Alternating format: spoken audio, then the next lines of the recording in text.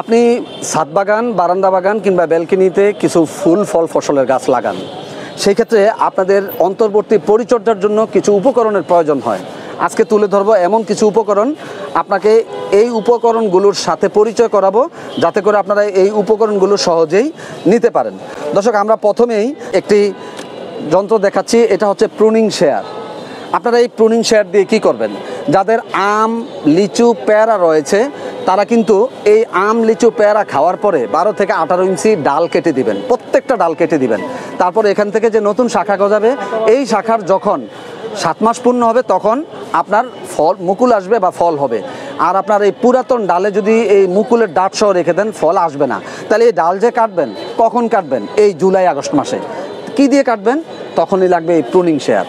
আপনারা pruning share দিয়ে কাটলে ডালটা ফেটে যাবে না, তাইলে নতুন শাখা গজাবে। আর যদি দা দিয়ে কাটতে যান তাহলে ডাল ফেটে গেলে আর নতুন শাখা গজাবে না।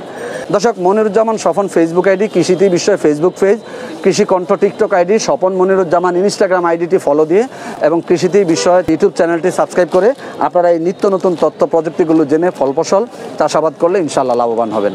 আল্লাহ হাফেজ।